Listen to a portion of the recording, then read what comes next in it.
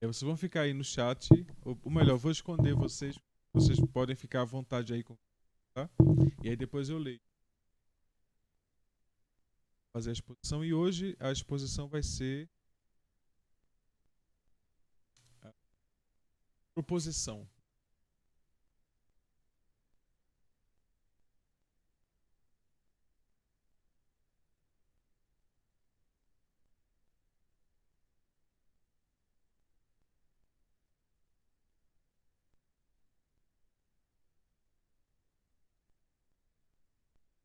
Eu vou fazer o seguinte, eu vou dizer que uma proposição é uma formulação, é uma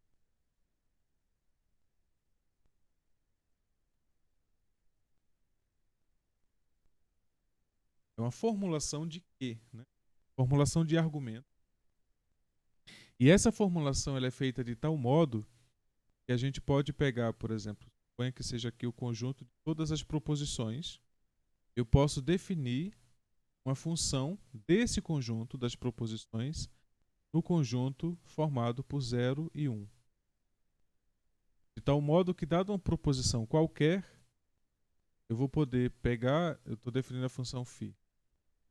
Eu posso pegar φ aplicado a essa função, a essa proposição, e isso vai dar 0 se for falso,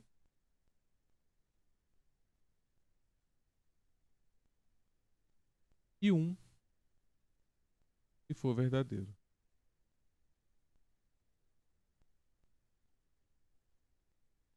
Então vamos entender que o conjunto de afirmações que nós estamos interessados é um conjunto de afirmações que são passivos dessa estrutura. Ou seja, que eu posso, através de argumentação, chegar a concluir que aquilo que eu estou propondo é falso ou é verdadeiro. No sentido de que estamos tratando o verdadeiro como aquilo que é imutável e atemporal. A ideia é que uma vez que você configura que é verdadeiro, é um verdadeiro absoluto. Ele tanto não pode ser mais alterado, quanto não, com o tempo ele não muda. Então não é, por exemplo, como a afirmação está chovendo agora. Essa é uma afirmação que é passiva de mudança. Então, mas aí quando a gente verifica a validade disso, a gente verifica essa validade sem estar se preocupando com a possibilidade de ser um tempo chuvoso. Estamos olhando para a coisa de forma absolutamente abstrata. E nesse sentido da abstração, a construção de proposições ela merece um certo cuidado. Então vamos fazer o seguinte: eu vou considerar a princípio uma expressão que vocês já conhecem. Tenho usado essa expressão rotineiramente, eu acho muito boa essa expressão, que é uma expressão algébrica, uma equação algébrica. Então vamos considerar um conjunto é,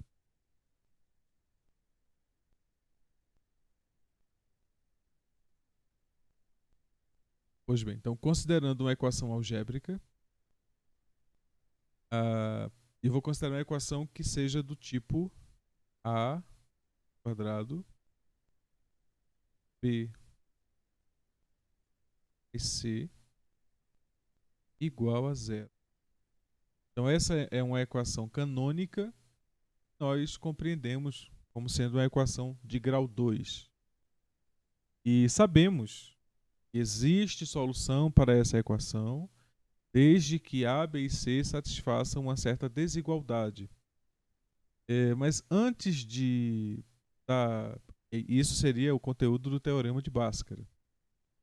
Mas antes de chegar a essa construção, vamos considerar algumas hipóteses e verificar que, com base no que seria encontrar o conjunto solução, porque primeiro vamos entender rapidamente o que seria uma equação algébrica. Uma expressão algébrica é uma expressão que trata das operações algébricas que são soma, subtração, divisão, multiplicação, radiciação, exponenciação. Essas são as expressões, são as operações algébricas. Qualquer expressão que tenha essas operações, com números ou com variáveis, são chamadas de expressões algébricas. Quando elas são exclusivamente numéricas, nós chamamos de aritméticas. Passam a ser expressões aritméticas quando todos os valores, por exemplo, vou considerar aqui, quando todos os valores eles são números, então nós dizemos que a expressão é numérica, aritmética. Quando isso aqui acontece, estamos com uma expressão aritmética, mas observa que eu posso voltar à configuração original, considerando apenas que a variável x é igual a 1, que a é igual a 2, que b é igual a 2 e que c é igual a menos 4. Literalmente é isso, porque a ideia é que aqui o que eu fiz foi, eu tenho um primeiro membro e tenho o segundo membro. A equação se dá através de uma estrutura que vai ter um membro, uma igualdade e um outro membro. E eu quero equalizar a expressão encontrando valores desconhecidos a partir de valores conhecidos. Então eu vou determinar quem é A, vou dar um valor para A, vou dar um valor para B, vou dar um valor para C. Eu posso considerar aqui esse valor 0 ou qualquer outro valor. Na verdade, eu poderia considerar aqui um f qualquer, mas ocorre que eu sempre posso subtrair f de ambos os lados, e esse c aqui ele poderia ser c menos f.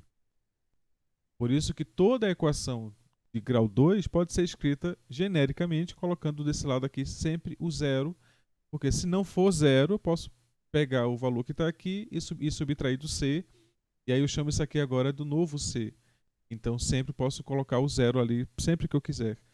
Essa seria a forma canônica de escrever uma equação do segundo grau, a menos dessa subtração aqui, ou seja, de redefinir seria o valor constante. Né? E observa que ele é o valor constante. Ele não está relacionado com as variáveis. O que significa não estar relacionado com as variáveis? É que quando você muda o valor da variável, você não atinge o valor constante, ou seja, ele não muda. O valor constante continua constante, invariante, quando eu mudo o valor da variável. Né? E aí a variável para mim vai ser sempre o x. Aí tem a grande máxima, né? O x da questão, que é exatamente essa a questão. Encontrar um valor de x que satisfaça esta equação. E o problema está aqui, em satisfazer a equação. O que significa satisfazer a equação? A palavra equação significa mesma ação, ou seja, termos equivalentes. Então, agora eu posso reescrever dizendo o seguinte: eu tenho um termo, que seria uma expressão algébrica, aí eu vou chamar de primeiro termo, e eu tenho uma igualdade, e eu vou ter aqui do outro lado termo que tem mesma estrutura que o primeiro termo, mesma estrutura no sentido algébrico. Então aqui eu vou ter uma expressão algébrica no primeiro termo, e aqui eu tenho uma expressão algébrica no segundo termo. Eu chamo de equação algébrica quando o que eu quero é encontrar valores. Se isso aqui é uma expressão algébrica, então existe uma variável x. Se isso aqui é uma expressão algébrica, existe uma variável x. E o que eu quero é encontrar valores para x tais que essa igualdade se satisfaz. Ou seja, tais que a igualdade ela é atingida. Quando agora estamos tratando especificamente da equação algébrica de 2, então dessa equação algébrica, o que eu quero é encontrar valores. Então o problema, como é que se coloca o problema? É assim, dados os valores reais A, B e C, valores reais. Eu vou considerar, ademais, que A é diferente de zero. Logo mais nós vamos ver que essa é uma hipótese razoável, porque podemos considerar isso sem perda de generalidade para a solução. Então, dados os valores A, B e C reais, quaisquer a princípio, mas depois fazemos um adendo. Eu quero que A seja diferente de zero. Queremos encontrar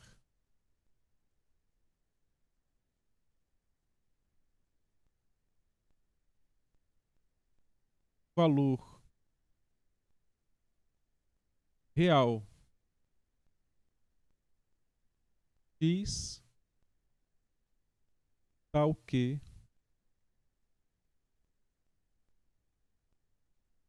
quando eu multiplico o valor de A pelo valor de x ao quadrado, mais somo isso, né? Então isso aqui seria o primeiro membro, o primeiro termo da expressão algébrica, e é o termo quadrático, o termo em que a variável está ao quadrado.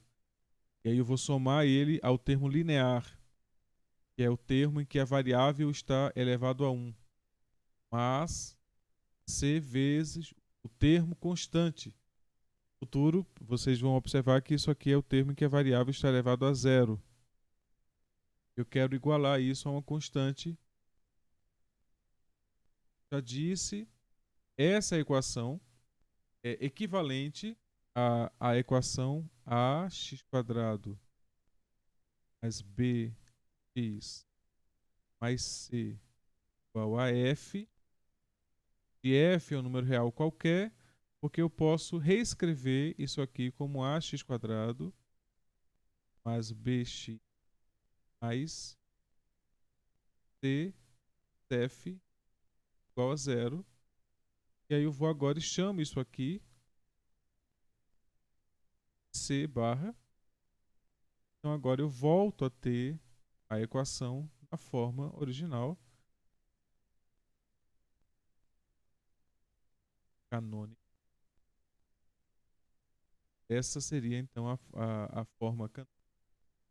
E pode ser alterada, desde que você considere aqui uma constante qualquer em vez de zero, você observa que você pode reconstruir a forma dada aqui, né, desde que você faça as devidas adequações e redefine a constante.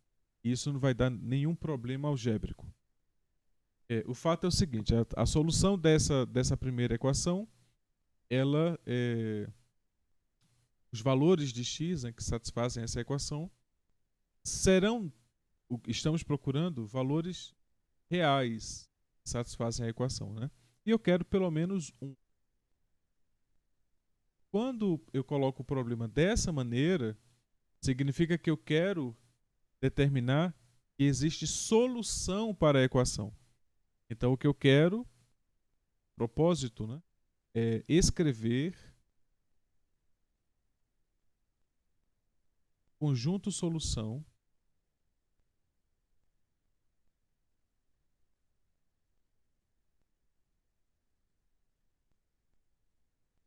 então, o que eu quero é escrever o conjunto solução S, que é o conjunto dos valores de x reais, tais que, quando eu substituo x na equação algébrica, eu obtenho a igualdade. Então, estou querendo encontrar os valores reais de x. É óbvio que S é um subconjunto reais. E o teorema de Bhaskara diz que existem no máximo, dada uma equação algébrica de grau 2, existe no máximo dois valores reais. Então, S ele é a cardinalidade de S, que quando você conta os elementos que tem no conjunto, S é menor ou igual a 2. Ele pode ser vazio, pode ser um conjunto vazio, por isso que eu coloquei menor. Então ele pode ter nenhum elemento. E assim, tem 0 elementos, 1 elemento ou 2 elementos. Então esse seria a caracterização do conjunto S. Pois bem, tendo caracterizado dessa maneira a estrutura algébrica que chamamos de solução de uma equação, agora vamos propor uma, uma proposição. Né? Propor uma proposição. E a nossa proposição vai ser a seguinte. Vou escrever literalmente a palavra, vou escrever como uma proposição. Proposição.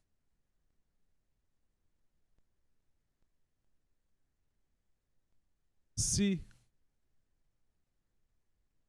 b ao quadrado menos 4 vezes o valor de A vezes o valor de C for maior ou igual a 0,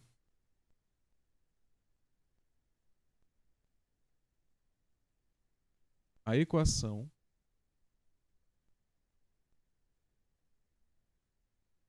e aí eu não vou especificar que é uma equação algébrica, porque eu já defini o que é equação algébrica, eu vou dizer apenas equação. Então a equação ax² mais bx mais c igual a 0 tem solução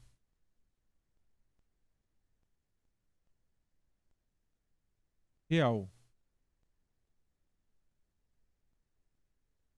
Colocando aqui uma exclamação, porque eu estou gritando que essa é uma afirmação verdadeira. E nós sabemos que é, porque essa aqui é exatamente a expressão condicionante, essa expressão condicionante para possamos escrever a expressão encontrada através da fórmula de Bhaskara, né, para soluções da equação algébrica definida por essa expressão aqui, da equação algébrica de grau 2. E como é que chegamos a essa equação? Essa é uma das possibilidades de prova. Então, uma coisa que nós podemos fazer é exibir uma prova dessa proposição. Como é que eu posso provar essa proposição? Observa que eu tenho aqui dado uma hipótese que nós chamamos de premissa na estrutura silogística. Chamamos isso aqui de premissa. Então, essa é uma das premissas, né? Mas como é que a gente pode configurar isto para ser uma premissa como nós vimos na linguagem aristotélica? Lembrando que a distância entre Aristóteles e Pitágoras é bem pequena, temporal, eu falo. E a estrutura, a distância entre Aristóteles e Euclides também é bem pequena. Então, está nos elementos de Euclides a prova desse teorema, não escrito dessa maneira, né? Mas escrito de uma forma mais expressiva. Ou seja, dado a equação de grau 2, temos explicitamente as soluções dadas e tem as condições para que essas soluções existam. Então, esse conjunto de informações que é posto não só as estruturas aristotélicas do silogismo, mas logo depois a estrutura euclidiana para a demonstração de uma afirmação, essas coisas elas estão postas dentro de uma cronologia histórica que é no mínimo coerente. E uma coisa que nós podemos observar é o seguinte, que a estrutura que aqui está, ela é uma estrutura de implicação. Como é que podemos ver? Olha, eu estou dando uma condição se algo acontece, então outra coisa acontece. Logo, isso aqui é algo que está dentro do que Aristóteles chamou de dedução. Né? A dedução seria uma argumentação ou um discurso que se baseia em hipóteses, que são as premissas, e que algo novo surge dessas hipóteses quando eu uso dedução. Então, se eu deduzir os argumentos certos, a partir dessa hipótese, eu vou concluir essa verdade. É isso que tem que estar na prova. A prova é exatamente a lista de argumentos que eu uso, partindo de uma premissa e chegando até a hipótese, ou a tese, né? Que seria a ideia de você provar algo que foi proposto. Por isso chamamos de proposição. Isso aqui é uma proposta. Eu estou propondo. E é possível imaginar que existem propostas que são falsas. Sim, existem propostas que são falsas. Por exemplo, se você chegar aqui e dizer que esse valor é menor que zero, essa proposição agora passa a ser falsa. Você considerar que b² menos 4 vezes a vezes c é negativo, essa equação não tem mais solução real. Então, sim, é possível que, ao mudar a estrutura das hipóteses, eu mudo a validade da proposição. A proposição pode deixar de ser verdadeira quando eu mudo a característica que antes eu chamei de hipótese. Então, vamos chamar de hipótese aquilo que estávamos chamando de premissas. Então, agora, para nós, a hipótese é que isso aqui é verdade. Ou seja, está em amarelo. Né? Então, ou seja, b² menos 4ac maior ou igual que zero. Para nós vai ser uma hipótese. Alguém fez uma pergunta? Isso alguém quer falar? Professor, Diga. o que diferencia no entendimento o que é uma hipótese e o que é uma premissa? Tipo, tem diferença? Genericamente, não. Genericamente não tem diferença porque tanto as hipóteses quanto as premissas elas vêm antes e estruturam aquilo que nós vamos considerar de conhecimento a priori para as nossas deduções. Então vamos sempre deduzir a partir de premissas, ou seja, seria as hipóteses primárias. E aí a lista de hipóteses, nós temos aí pela construção silogística, nós temos pelo menos 2 hipóteses necessárias, né? E a partir delas, as conclusões, e temos ali a ideia do que fazer com as premissas a partir das figuras aristotélicas. Então, o que eu estou propondo agora é uma reformulação dessa estrutura e, ao invés de chamar de premissa, passamos a chamar de hipótese aquilo que vamos usar para gerar uma tese. Então veja que a palavra ela sugere hipótese e a partir da hipótese nós geramos a tese. Então a tese é aquilo que nós conclusão. Então eu acho que o perguntado antes, né, que a gente pode chamar de proposição como sendo a conclusão. Então, na verdade, a proposição ela é a estrutura posta de tal maneira que é possível, a partir de dedução, chegar à validade dela. Essa é o que vamos chamar de proposição. Então, proposição para nós vai ser uma formulação passiva de validade. Tá? Então, eu vou ter que colocar, de forma geral, né?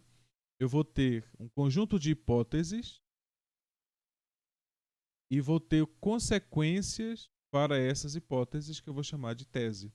E qual é a tese aqui? A tese aqui é ter soluções reais. É a equação algébrica ter soluções reais. Essa é a tese. Tá? Então, estou dizendo quais são as condições para que uma equação de grau 2 tenha solução real. A condição pode ser posta dessa maneira. Sobre os valores de A, B e C, ou seja, que são os valores das coeficientes, condições sobre os coeficientes para que a equação venha a ter solução. E observa que, a princípio, parece não ter nenhuma relação quando você olha brutamente para essa equação e olha para essa expressão. A princípio, uma coisa não está relacionada à outra. E você só vai ver essa relação quando você constrói da equação de grau 2, você constrói a solução. Aí, nesse caso, nós estaríamos com uma construção direta. Construção direta. O que significa uma construção direta? Significa que você considera a hipótese. E aí eu vou considerar que uma hipótese. Lembrando que a hipótese ela pode ser um conjunto de hipóteses. Então, hipótese para a gente vai ser tudo aquilo que eu sei antes. Tá? Então, todo conhecimento que eu vou considerar a priori, vou chamar de hipótese. E toda conclusão que eu chego a partir da hipótese, usando dedução, eu vou chamar de tese. E quando eu chego a da hipótese para a tese, isso eu chamo de proposição, ou de teorema, ou de lema, ou de corolário, que são as estruturas da construção de um texto, ou de um contexto, das validades dentro de um texto matemático. E aí a gente diz que uma tese fraca chama de proposição. Então, é uma tese que dentro do contexto ela não tem, posso dizer, protagonismo. Ela não é a coisa que eu quero apresentar, o conhecimento. Então, por exemplo, a gente observa que a gente chama o teorema de Pitágoras, ou o teorema de Euclides. Mas Euclides ele não afirmou apenas aquilo. Ele fez várias outras afirmações que são chamadas de proposições ou de lemas, que são afirmações mais fracas. Em contrapartida àquela afirmação que é anunciada como o teorema de Euclides. E no mesmo sentido estaria ali o teorema de Pitágoras, posto como um teorema que é protagonista dentro daquilo que se revela como das relações dos lados de um triângulo. Então, quando o triângulo é retângulo, eu sei aquilo que é afirmado pelo teorema de Euclides, melhor, de Pitágoras. Mas vamos então a um esboço da demonstração dessa proposição da forma que está aqui. Tá? Então vamos fazer o seguinte. Como hipótese auxiliar, eu vou considerar sabido o teorema de Bhaskara. Uma hipótese auxiliar. Então, hipótese 1, a hipótese 1 é de que b² menos 4ac seja positivo ou no mínimo zero. Essa é a hipótese 1. Eu vou considerar como hipótese auxiliar, que é uma hipótese que eu estou considerando que vem do teorema de Pitágoras. Hipótese 2. Que x igual menos b mais ou menos a raiz quadrada b² 4ac quocientado 2 vezes a, e isto é a solução para a equação de grau 2, a equação algébrica de grau 2. Considerando essas duas hipóteses, considerando as hipóteses 2, se é verdade o que está proposto como hipótese para a minha proposição, observa que a hipótese 2 passa a ser válida, porque isso aqui é um número real positivo. Portanto, a raiz quadrada pode ser extraída, significa que esse valor de x é um número real. E por hipótese do teorema de Bhaskara, esse valor de x ele é exatamente o valor.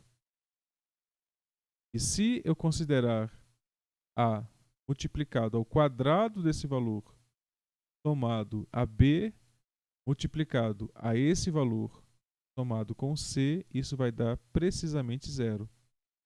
Mas como é que eu observo isso? A forma de observar que é a seguinte. Vamos considerar, então, agora uma proposição 2.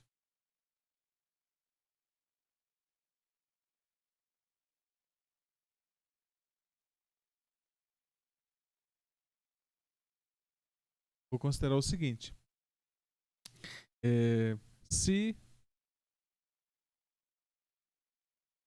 x é uma função b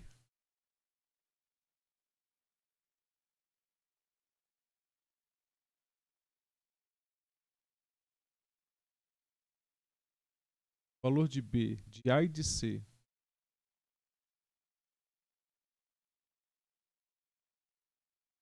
se x satisfaz, ou seja, se é construído através desses valores para a, b e c real, naturalmente o a tem que ser diferente de zero. É aqui que entra aquela hipótese que eu tinha falado na proposição anterior, né? Considerando o a diferente de zero porque eu estou quocientando por a. Não faz sentido que o a seja zero. Pois bem, então considerando que o a seja diferente de zero, esse valor aqui, dado por essa expressão, ele é tal. Posso agora afirmar. Se eu multiplicar a por esse valor ao quadrado e somar b multiplicado por esse valor, somar com c, isso vai dar zero. Observa que isso é uma coisa não natural a princípio. Ou seja, por qual razão isso acontece? Porque literalmente, se você pegar o valor que está sendo gerado aqui e fizer o seguinte, você pegar a, multiplicar pelo quadrado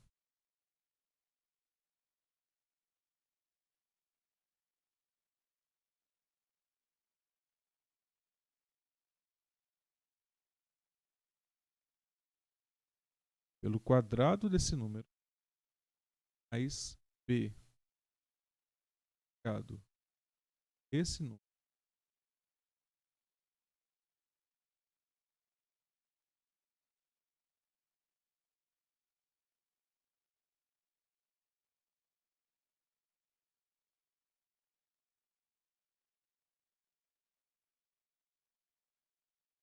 E isso não dá zero. Mas, se eu somar com o valor de c, isso dá zero.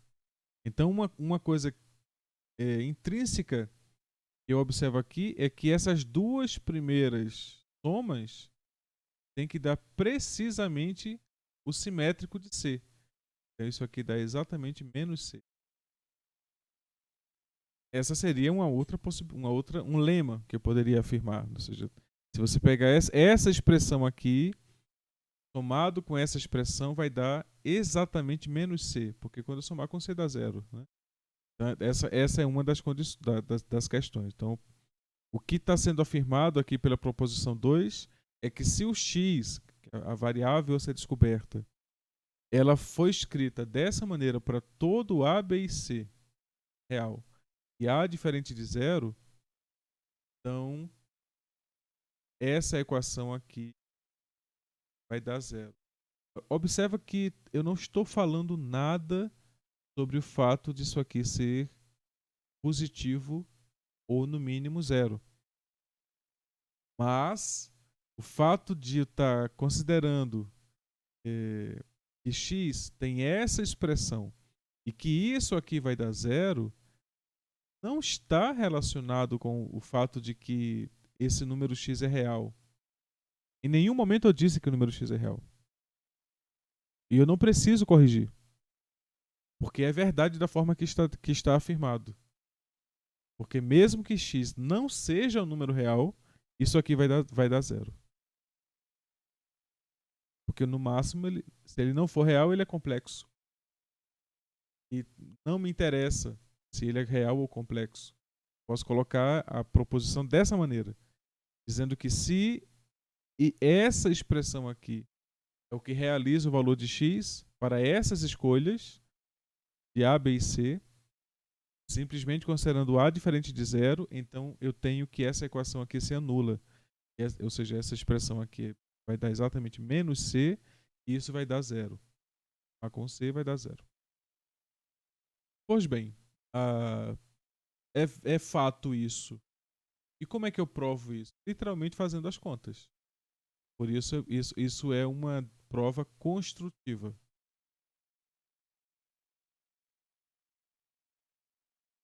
A forma que está posto a proposição, a forma mais inteligente de provar ela é fazendo as contas. Literalmente, considerando o quadrado dessa expressão, aqui é o quadrado, considerando o quadrado dessa expressão, fazendo o produto por A, depois fazendo as somas, com B multiplicando essa expressão, estou considerando essas somas, várias coisas vão cancelar, e aí você vai ter que toda essa expressão aqui vai dar igual a menos C, e quando você somar com C vai dar zero. Independente dos valores das raízes. Não me interessa, a princípio, se essas raízes são números reais ou complexos. Não me interessa. Da forma que está proposto, simplesmente eu estou dizendo uma maneira de encontrar raízes para uma equação algébrica de grau 2. Agora, se me interessa que essa raiz seja uma raiz real, agora eu volto à proposição 1. Agora a proposição 1 é interessante. A proposição da forma que foi posta. A proposição 1, não. Cadê a proposição? Aqui. Então, eu vou colocar aqui. Aqui é a proposição. A proposição 1, da maneira que foi posta, ela me diz uma condição para que x seja um valor real. Porque eu estou escrevendo x, eu vou escrever aqui de novo, estou escrevendo x da seguinte maneira. Estou dizendo que a variável x, ela deve assumir o seguinte valor. Deve ser menos b, somado com as duas possibilidades da raiz quadrada de b ao quadrado, menos 4 vezes a c, quocientado por 2 vezes a. Pois bem, quando eu digo isso, eu estou dizendo que isso aqui é um número real. E agora eu estou considerando que essa raiz vai resultar em um número real, porque esse número, b quadrado menos 4ac, é um número positivo, ou no mínimo zero. Quando é zero, isso aqui vai dar zero, e aí acabou. Eu encontrei o número real. Então veja que a proposição 2, escrita depois da proposição 1, garante que x é um número real, se você considera as duas proposições. Então agora vamos para essa proposição 3. Vamos considerar a proposição 3. A proposição 3 é o seguinte. Proposição 3.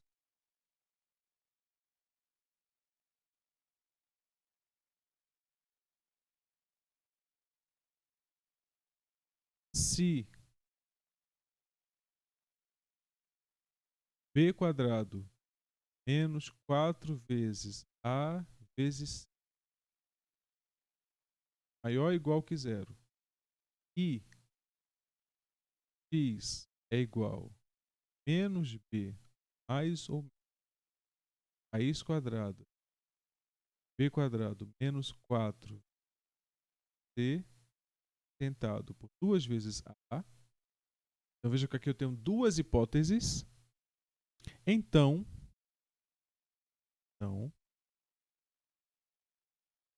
a equação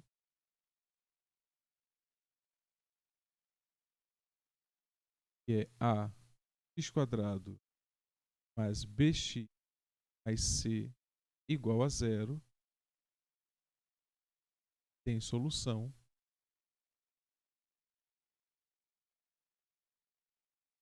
real dada por x.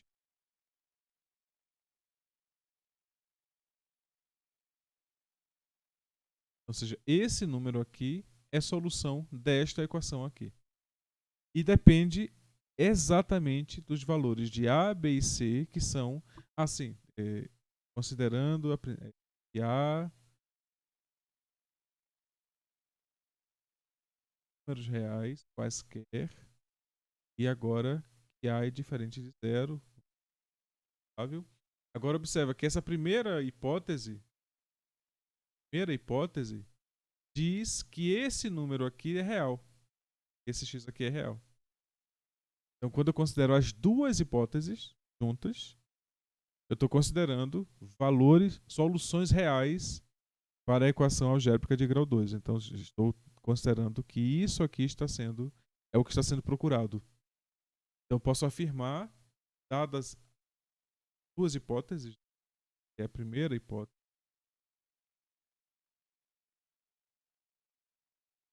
e essa aqui é a segunda hipótese. E aí eu tenho a tese.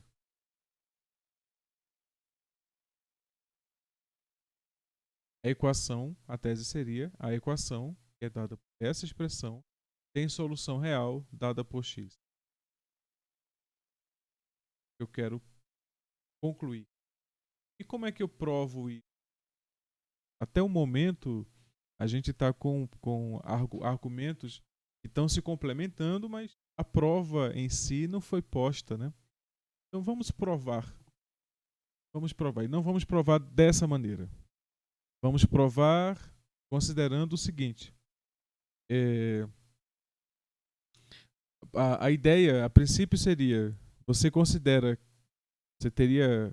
poderia considerar por contradição, né? Poderia imaginar que x é diferente disso. Portanto, se x é diferente daquilo, essa equação não se realiza. Mas provar isso é equivalente a provar que a expressão que gera a solução dessa equação é exatamente essa. Essas provas são equivalentes. Porque se você considerar que x é diferente disso, significa que então teria aí uma outra expressão, que não é essa, e que satisfaz a equação. Então, ou seja, essa não é uma forma inteligente de prova. Uma forma inteligente da gente provar essa afirmação que está dada é você tentar chegar desta equação naquela estrutura. E aí, uma coisa que podemos fazer é considerar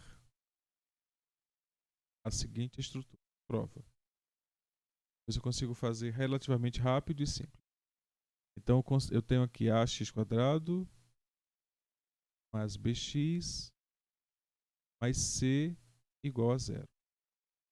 A primeira coisa que eu observo é que é possível observar que eu tenho a mais alfa ao quadrado. Né? Então, vou considerar uma variável auxiliar alfa. Então, se eu tiver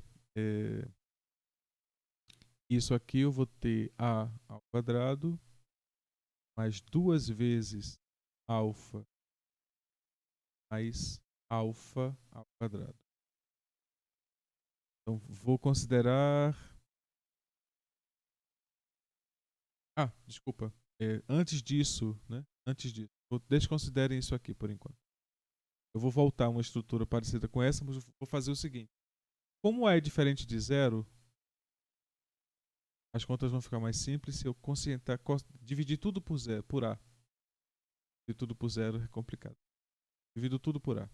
Então eu vou ficar com o seguinte, x ao quadrado mais b quocientado por A vezes x, c quocientado por A igual a zero.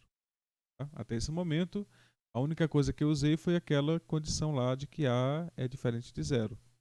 E faz todo sentido que A seja diferente de zero, porque se A for igual a zero, esse termo aqui se anula e a expressão fica apenas essa. Isso aqui agora é uma equação de grau 1. E equações de grau 1 têm outro tipo de análise, completamente diferente da análise de equação de grau 2. O que configura essa equação ser grau 2 é exatamente que A é não nulo. Então essa condição aqui de A ser diferente de zero, ela é muito razoável. Podemos considerar isso sem perder generalidade. Porque as equações de grau 2 só fazem sentido quando A é diferente de zero. Pois bem, considerando A diferente de zero, eu tenho essa equação que é equivalente a esta equação. Essas duas equações têm a mesma solução. A única coisa que eu fiz foi dividir todos os membros por A. E agora eu tenho essa outra versão aqui. E agora o que é que eu faço? Eu observo esse termo aqui. E aí uma técnica que eu vou usar é completar quadrado. Completar quadrado. Isso era bem conhecido pelos gregos. Muito provavelmente, quando eles pensaram, dado uma equação desse tipo, completar quadrado era uma coisa muito natural. Então, o que é que eles faziam? Eles buscavam a seguinte solução para o seguinte problema. Eu sei que se eu considerar x mais alfa ao quadrado, isso vai dar x quadrado mais 2 vezes alfa vezes x mais alfa ao quadrado. Pois bem, agora o que é que eu faço? Eu considero esta expressão da forma que aqui está e considero essa expressão aqui. Observa que o que tenho que relacionar é o b sobre a, tenho que relacionar com 2α. Eu quero encontrar quem é alfa. Uma das condições é que 2 vezes alfa seja igual a b sobre a. Então significa que alfa é igual a b sobre 2 vezes a. Pois bem, se alfa for igual a b sobre 2 vezes a, eu volto aqui e escrevo essa expressão como sendo x quadrado mais 2 vezes b sobre 2a, tá? Que vai dar exatamente b sobre a, né? Vezes x mais alfa ao quadrado. Vou ter aqui b ao quadrado sobre 4 vezes a ao quadrado. Completar quadrado é exatamente a palavra completar, né? Vem disso. Você não tem um quadrado aqui, ó.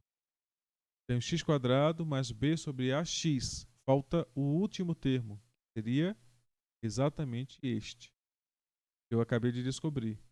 Para que essa parte aqui seja um quadrado, eu tenho que somar a ela esse termo que eu chamei de alfa ao quadrado aqui.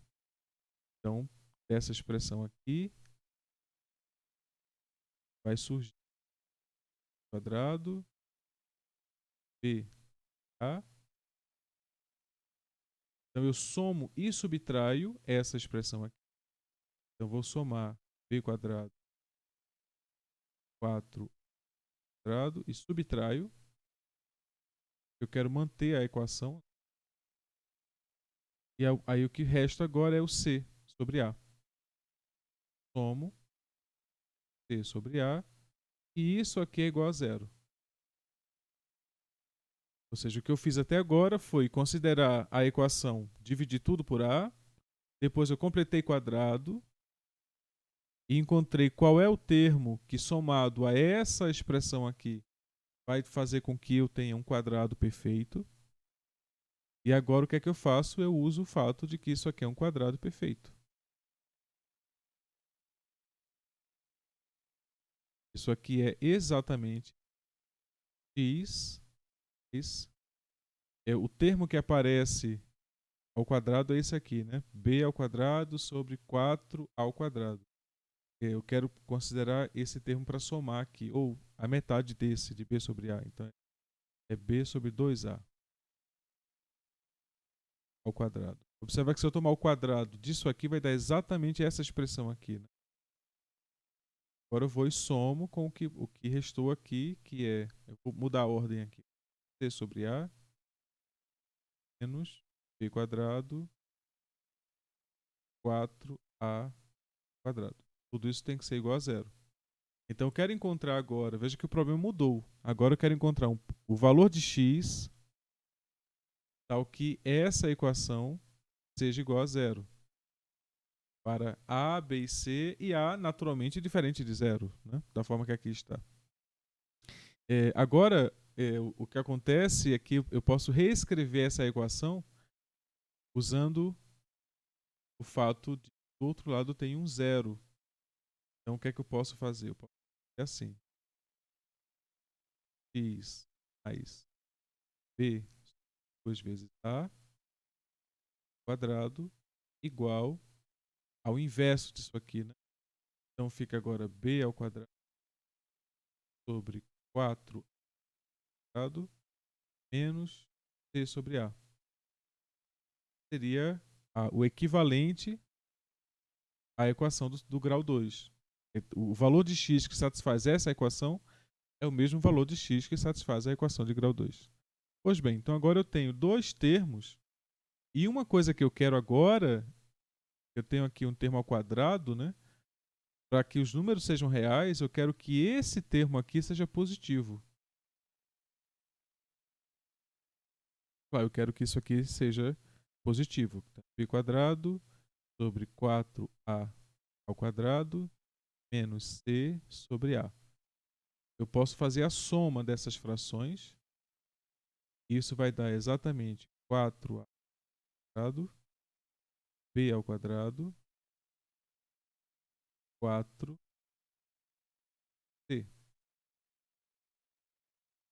Soma essas duas frações vai dar exatamente essa fração aqui. Eu quero que isso seja maior ou igual que zero. Mas o denominador é sempre maior que zero. Portanto, o numerador tem que ser maior ou igual que zero.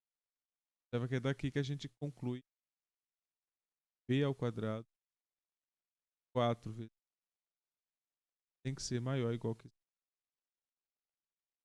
Aí concluímos a condição para que o valor de x seja real, né? Então, ou seja, eu quero que esse número seja real e, portanto, supondo que aquilo é verdade, eu posso continuar minhas contas aqui. Se aquilo é verdade, é porque agora eu posso tomar raiz quadrada de um lado e do outro dessa equação. Mas como eu tomo raiz quadrada de um número, eu tenho duas possibilidades para esse número. Porque se eu considerar o número mais ou menos y e considerar a raiz quadrada disso, vai dar y. Vai dar y quadrado. Então o fato é que quando eu extraio a raiz quadrada de um número, eu tenho que considerar que o número poderia assumir valores positivos ou negativos. Então, ou seja, esse número aqui, eu vou ter que considerar ele tanto positivo quanto negativo. Então, fazendo isso, eu tenho x, p, tá? É igual ou menos quadrada. Aí eu já vou escrever isso aqui da forma que está aqui, ó. Exatamente a conta que eu fiz. Quadrado 4 quociente 4 ao quadrado. Bem, então agora o x é exatamente menos b sobre 2 vezes a, mais ou menos. Eu posso aqui ter a raiz quadrada, é uma fração aqui, eu posso ter a raiz quadrada do numerador e do denominador. a raiz quadrada do denominador vai dar exatamente 2 vezes A. E aí eu posso somar, então, e aqui eu vou ter quadrado 4 vezes A vezes C. E aí, dessa maneira, eu provo que se eu considerar uma equação algébrica de grau 2, é exatamente esse valor algébrico aqui, que depende de A, de B e de C, é que vai ser solução para a equação de grau 2. Essa é uma prova construtiva. Mas aí observa que existe a proposição 1 e a proposição 2 foram postas de tal maneira em que eu poderia fazer a prova construtiva direta. Eu poderia fazer a prova por dedução. Né? Ou seja, então, se eu considero que x tem esse valor, x assume esse valor, considerando hipóteses auxiliares que b quadrado menos 4ac é positivo ou igual a zero, x sendo escrito por essa expressão e auxiliarmente, considerando que b quadrado menos 4ac é maior ou igual que zero, chego à conclusão que esse valor de x satisfaz a equação de grau 2. Então, eu tenho formas distintas de apresentar a mesma proposição. E aqui eu apresentei a forma construtiva de demonstrar o teorema de Bhaskara. Então, uma outra afirmação que poderíamos considerar, por exemplo, é o seguinte. Então, vou escrever como teorema. Para a gente sair um pouco dessa ideia de equações algébricas. Eu vou escrever como teorema. Todo número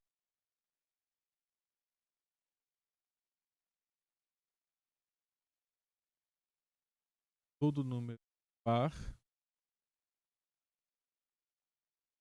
é da forma 2 vezes k para algum k inteiro. Isso, escrito dessa forma, como um teorema, então dá a entender que todas as outras afirmações que foram feitas nesse contexto são muito frágeis. Porque essa é uma afirmação que é uma definição. Então, porque aí temos agora que entender quais são os conhecimentos elementares da teoria que está sendo considerada. Um dos conhecimentos elementares da teoria que está sendo considerada, nesse caso a teoria de números, é assim que se expressa quando se fala sobre paridade de números, considerar que o número par é da forma 2k, isso é definição. A gente define o número par dessa forma. Então, esse teorema, na verdade, ele é um conjunto de conhecimentos a priori. Então, não é adequado escrever isso aqui como um teorema. É adequado escrever isso aqui como uma definição. E adequado por quê? Porque essa informação que eu estou apresentando, ela é uma informação muito elementar para ser posta como um teorema, uma vez que um teorema é um quadro que vai estar em destaque. Ele é um Van Gogh. É um quadro que vai estar em destaque. O teorema seria uma afirmação que estaria dentro da teoria apresentada como um grande resultado. E aí escrevemos como teorema. Resultados intermediários, proposições. Resultados que têm consequência imediata a partir de uma proposição ou de um teorema chamamos de corolário. É aquilo que segue imediatamente do afirmado. E um lema seria mais uma afirmação técnica. A gente pode escrever que existem então 4 estruturas propositivas. Então teríamos o lema, que seria colocado genericamente para afirmações técnicas. Teríamos as proposições, que são afirmações de teor intermediário, e o teorema, que seria aquela afirmação de teor central, para o contexto do que está sendo apresentado E os corolários são afirmações que, em geral, não precisam sequer de prova, porque elas seguem diretamente como consequência das proposições e dos teoremas, e pode também seguir como consequência dos lemas. A palavra corolário seria exatamente aquilo que segue de. Né? Então, a gente subentende as estruturas dessa forma e também devemos tomar cuidado, como aqui proposto, e não chamar de teorema aquilo que não é teorema. Né? É verdade, isso aqui é verdade, todo número par é dessa forma, isso é verdade, poderia ser colocado como teorema desde que você estivesse falando de coisas absurdamente elementares. E aí, no contexto de coisas absurdamente elementares, isso aqui é relevante. Relevante no sentido de para aquelas coisas elementares, essa aqui seria uma coisa importante a ser definida. Mas, para o estudo de números, isso é uma coisa que você faz a princípio. Depois que você define, e dado qualquer número, dado qualquer dois números inteiros, A e B, então existem únicos Q e R, tais que A é igual a B vezes Q mais R, e ademais R é maior ou igual que zero e menor ou igual que B. Quando você enuncia isto, então isso aqui é o teorema de Euclides, é um dos teoremas de Euclides. Quando você considera isto, essa coisa agora que está sendo afirmada aqui não tem mais o glamour teorema. Né? Um teorema seria um modelo com a última roupa da moda. Né? Então, naturalmente, para pessoas que se interessam por moda. É exatamente isso. O teorema é aquilo que chama a atenção para o que está sendo exposto.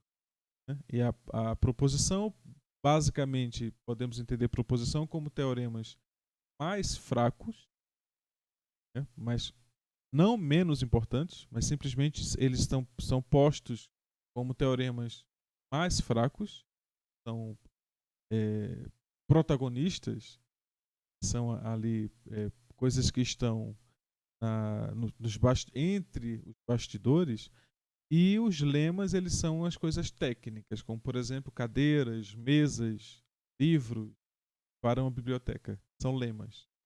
São coisas que ajudam na prova por questões técnicas. Por exemplo, quando você considera eu quero construir uma circunferência. Então você considera que dado qualquer ponto xy de R2,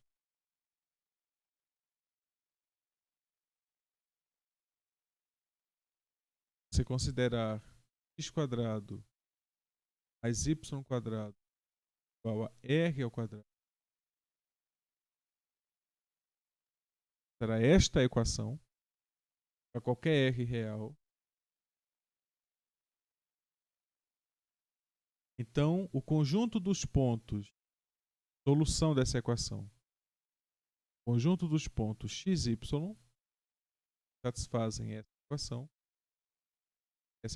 satisfeita possui a seguinte propriedade, dado da forma que aqui está, né?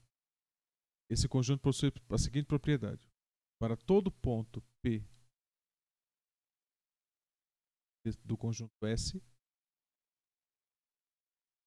a distância de P até a origem é igual a R. Veja que a princípio eu estou com a equação algébrica, né? Eu tenho o par xy, ou seja, uma equação a duas variáveis. Eu tenho o par xy, que está no R2. Eu estou dizendo que x quadrado mais y quadrado é igual a r ao quadrado, onde r é um número real. Naturalmente, eu posso considerar a princípio r negativo, mas não me interessa r negativo. E aí eu estou dizendo que o conjunto solução dessa equação Lembrando que eu vou só reescrever aqui assim. É o conjunto de solução dessa equação. S é um conjunto que satisfaz a seguinte propriedade. Dado qualquer ponto desse conjunto, a distância desse ponto à origem é igual a R.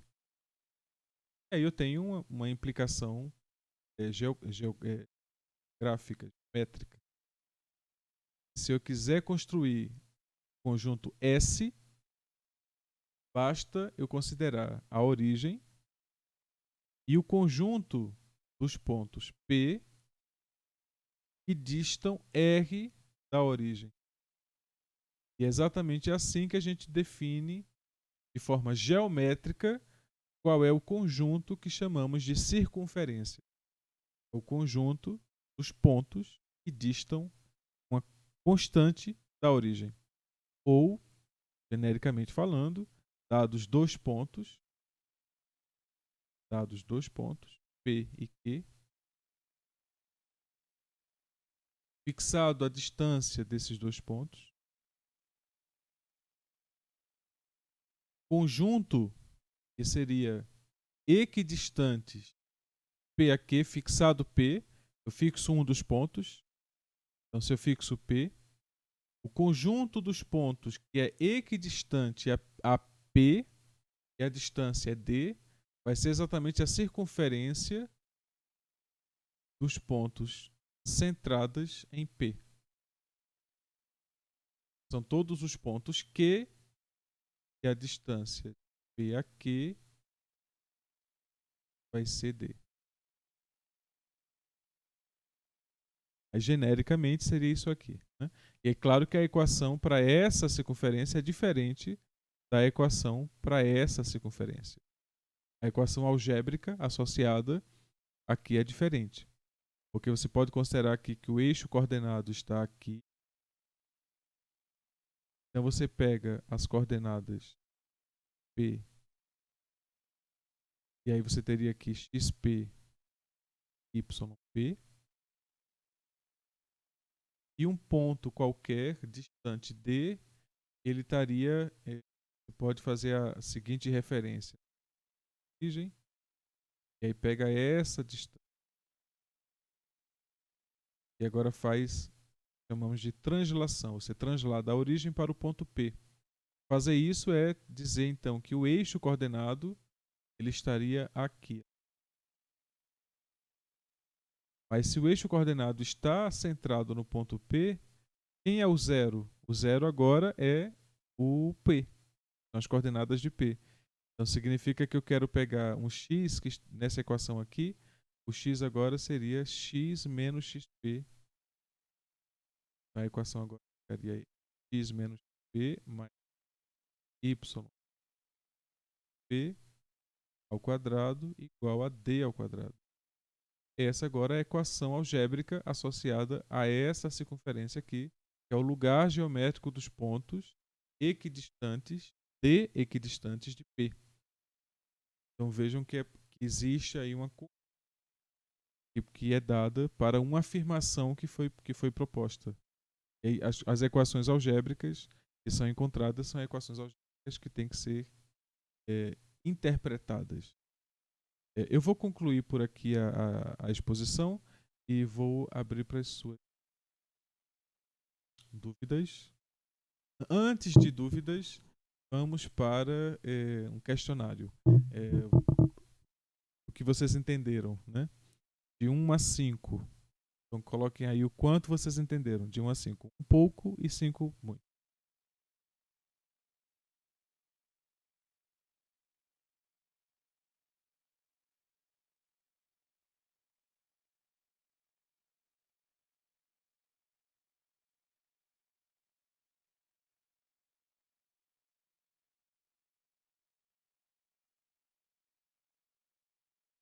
(3,85). Essa escala é bem precisa.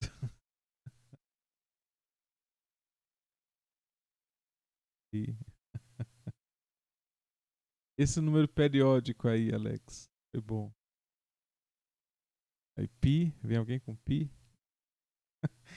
Tá certo.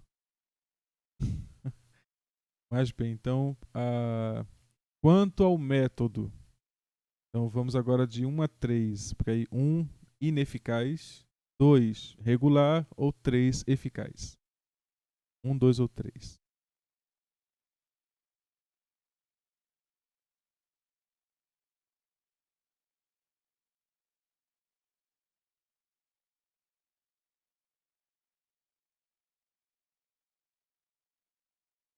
Um, dois ou três, Michael. Não tem a opção 2,5, nem 1,5. Peça é essa.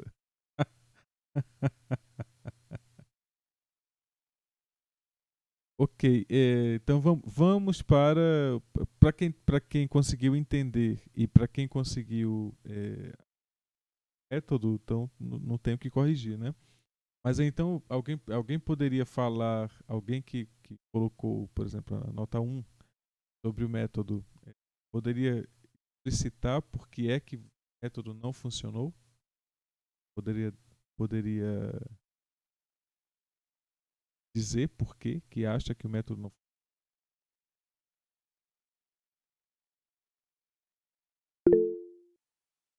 falar, Jailson.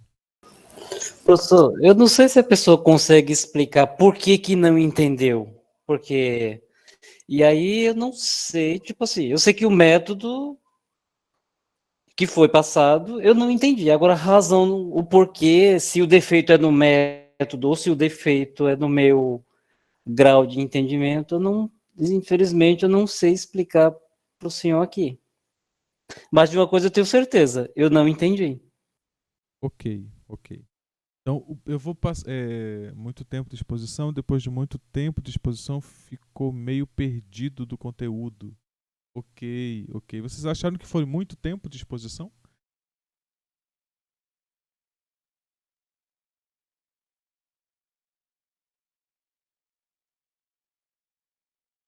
Certo.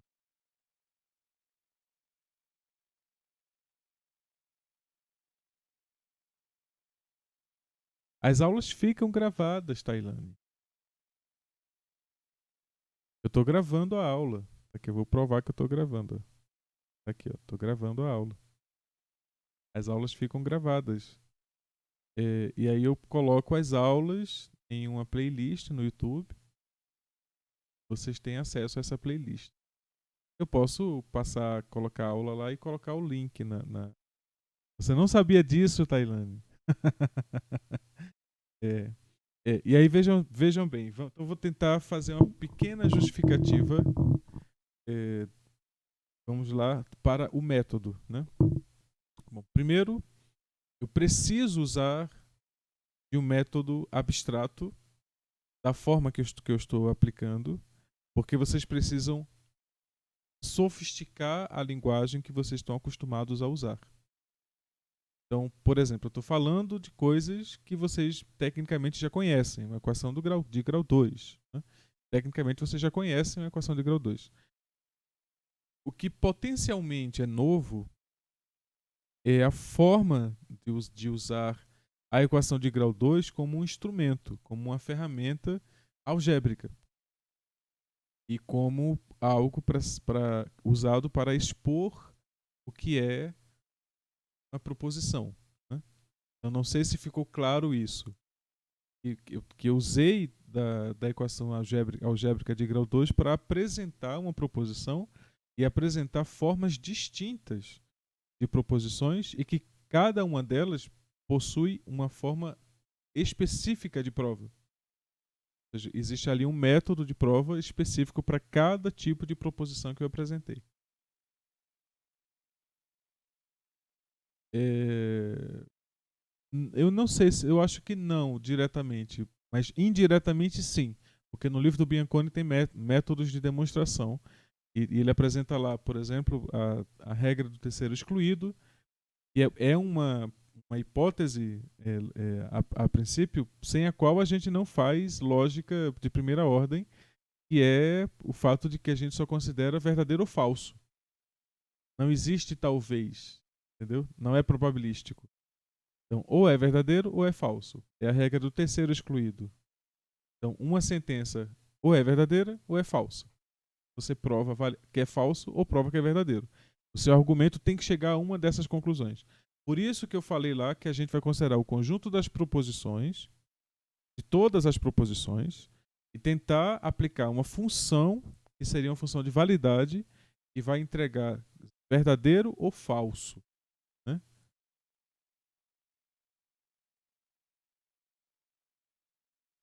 É, essa sua questão, Jailson, ela é interessante. Veja, quando a gente considerou os silogismos aristotélicos, em nenhum momento nós estávamos falando dessa exposição que eu fiz hoje sobre é, afirmações algébricas, equações algébricas. Não estávamos nesse mundo, estávamos no mundo mais abstrato. E por que eu vim para esse mundo das equações algébricas? Porque vocês precisam fazer esse link entre o que é inclusive, eu citei o fato de que o Euclides e Pitágoras, Euclides e Aristóteles estavam em tempos próximos. Então, ou seja, a estrutura que Aristóteles montou, ela muito provavelmente foi usada por Euclides para escrever os elementos. E não só a linguagem, como a síntese usada por Euclides, ela revela que o método, esse método dedutivo, ele pode e deve ser fortemente usado para a, a dedução de verdades, nesse caso absolutas, que são as verdades matemáticas. Então, por que é que alguém poderia ter dúvida na aula que eu apresentei hoje? No sentido disso, de eu ter usado hoje expressões algébricas quando isso pode teria aí algum pré-requisito que seja de conhecer expressões algébricas e lidar com expressões algébricas com naturalidade. Na demonstração do teorema de Bhaskara, usei ali o complemento de quadrados, a definição de quadrado perfeito, algumas manipulações algébricas sem justificativa. Então, essas pontes devem ser revistas e você deve, quem teve dúvida, deve voltar à aula, a essa aula, o vídeo, né, dessa aula, e revisitar esses pontos, parar o vídeo, assistir de novo, parar o vídeo, assistir de novo, e se no vídeo não tiver informações suficientes para vocês entenderem, volta lá no livro do ensino médio ou no livro que tenha a equação do segundo grau e tenta entender o contexto que está exposto lá, para você observar que, primeiro, existe uma diferença muito grande da forma que eu apresentei e da forma que é apresentado nos livros didáticos do ensino médio, né? Então, os livros didáticos apresentam de uma forma é, pro, é, propositalmente simples. E aqui eu apresentei de uma forma propositalmente não simples. Eu tentei deixar a equação como ela é, sem estar fazendo simplificações que eu vejo nesse momento desnecessárias. Por quê? Porque vocês precisam entender as coisas caminhando para o ensino superior e não regredindo para o ensino médio. Estou dando a vocês informações novas. E na aula, quando eu peço, por exemplo, para vocês me dizerem de 1 a 5, né, o natural seria ficar uma média 3. Esse seria o natural, assim, somando todas as notas e dividindo pela quantidade de opiniões, a média deveria ser 3, ou seja, você deveria entender quase a metade da aula, mas vão ter coisas que vocês vão ter dúvida, né? Nem tudo vai estar dentro do conjunto de conhecimento que vocês já possuem. E o objetivo da aula também é esse, é apresentar elementos novos. Então, ter dificuldades é natural. O que não é natural é daqui a um mês, daqui a um ano, obviamente que não. Mas daqui a um mês, o que não é natural é você continuar com essas mesmas dúvidas. Isso não é natural. Significa Se daqui a um mês você continuar assistindo essa aula que eu dei hoje, não entendendo, é porque você não estudou. Então, o propósito da aula não é ensinar. A princípio, o propósito da aula vocês devem ver a aula como um seminário que eu apresento estruturas de uma maneira em que a linguagem é mais ou menos um desfile de moda.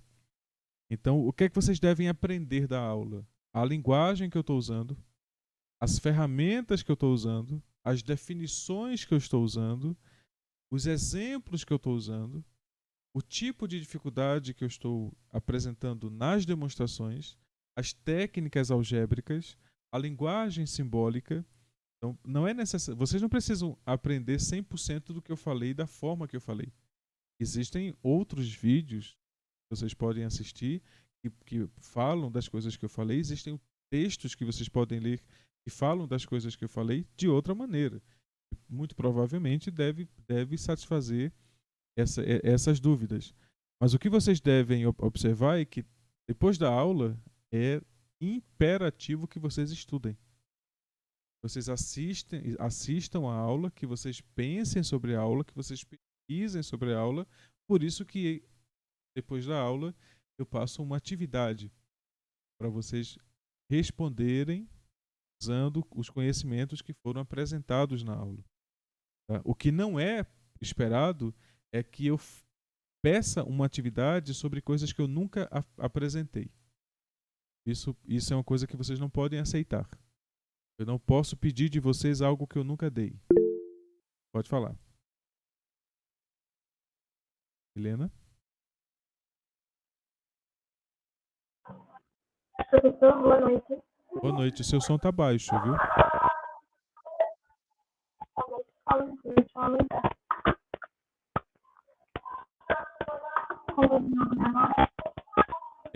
Tá com interferência. Tá baixo e com interferência.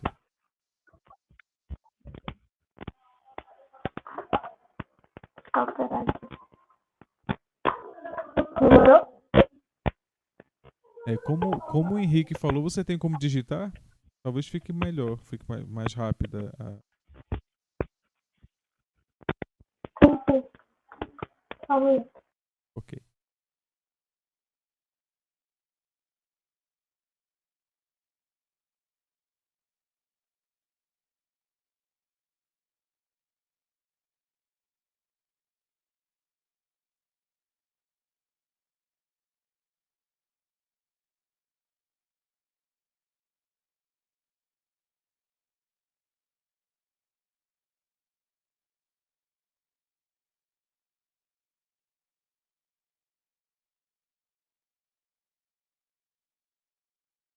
Mas bem.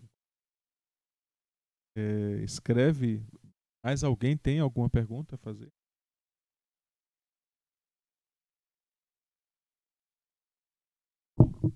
Se tiverem, podem fazer. Podem perguntar. A prova eu vou elaborar quando eu concluir essa conferência. Aí eu vou elaborar e postar.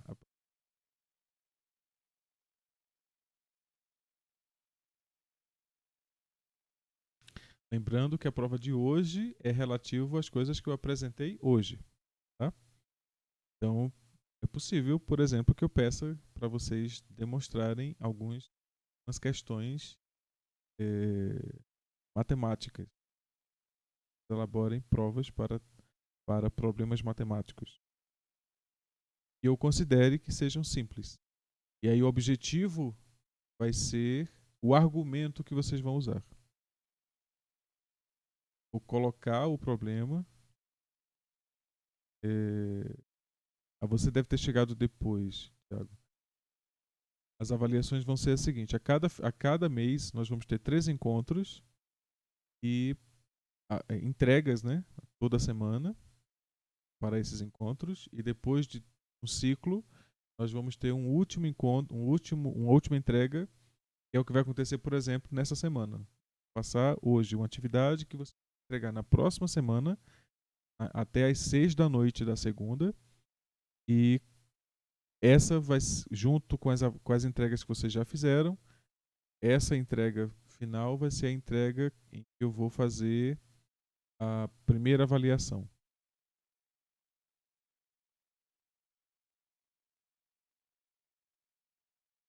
Veja, Milena, eu vou amanhã fazer a correção desses textos que eu ainda não fiz.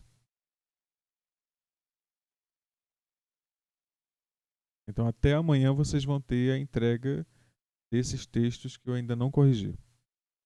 Tá? E aí nesse contexto, vocês vão ter um feedback sobre. Sim, vão ser 3 avaliações, Thiago. Pode falar, quem. Professor, Sim. boa noite. Sobre isso mesmo. É porque assim, o senhor avaliou a minha segunda, e eu teria que melhorar algo, certo? Mas a minha primeira não foi avaliada. Aí eu meio que fiquei sem entender se. Melhore isso que eu pedi para você melhorar na segunda, melhore na primeira e na segunda. Porque aí, Certo. pelo menos, o fato é que quando eu corrigir a primeira, muito provavelmente eu iria pedir para você fazer a mesma coisa. Entendi. Então, aí eu entregaria na próxima semana, é isso? Veja, Já com a na melhoria. próxima semana, o que vocês vão fazer é o seguinte: suponho que você está escrevendo um livro. Ou que vocês estão escrevendo. Que na verdade vocês estão escrevendo uma monografia. Então suponho que vocês estão escrevendo um livro. Na semana passada vocês me entregaram o capítulo 1. Essa semana agora entregaram o capítulo 2 e próxima semana eu vou entregar o capítulo 3. Exatamente isso. As coisas elas devem ser entregues de forma complementar. Né? Então sempre vocês me entregam tudo que vocês já entregaram, agora atualizado com o texto novo. Entende? Então o que vocês devem Entendi. fazer é sempre escrever o texto novo dentro do arquivo do texto antigo e enviar no PDF texto atualizado. Entendi. Só que hoje o senhor vai mandar a prova, não seria isso? Isso. E essa prova vai Essa ser feita prova, ela vai no ser feita arquivo que a gente fez. essa prova vai ser feita de tal maneira que vocês vão poder escrever lá um capítulo 3 ou uma seção 3 em que vão dar continuidade ao que vocês já estavam fazendo, só que agora voltado para as coisas que eu apresentei hoje. Entendi. Obrigado, professor. Ok.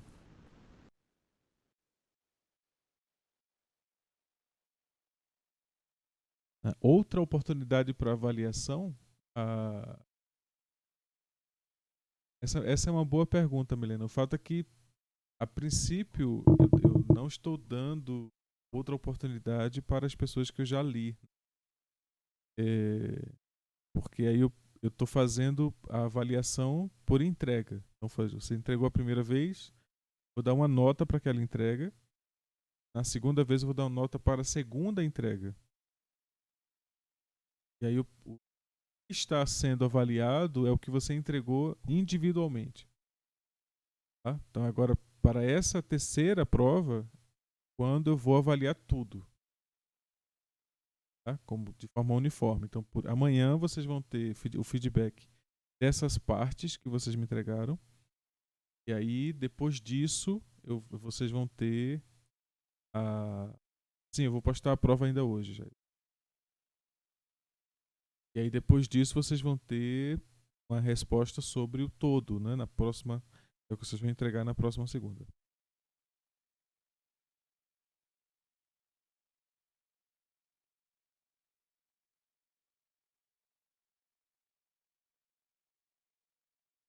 William. A...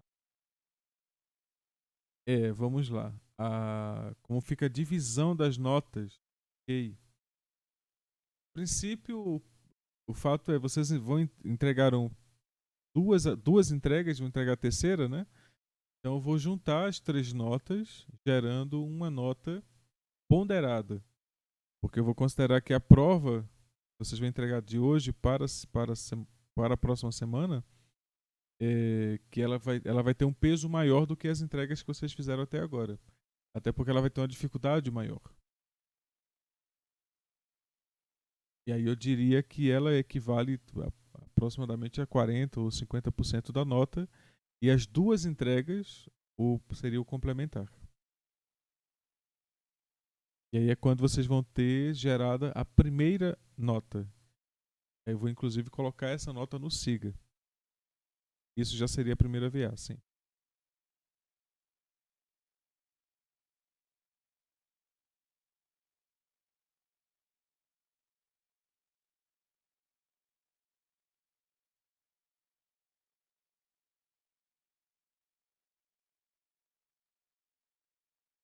Mais alguma dúvida?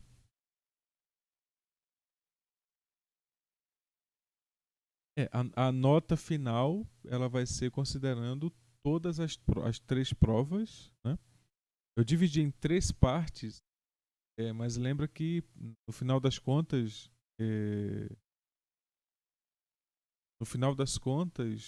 são duas notas apenas são suficientes, né?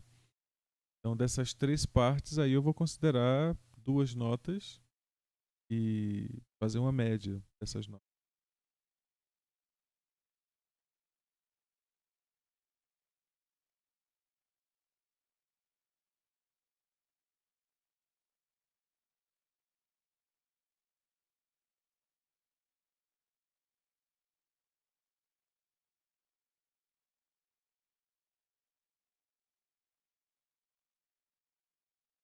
Professor, quando é que vai ficar disponível a aula de hoje?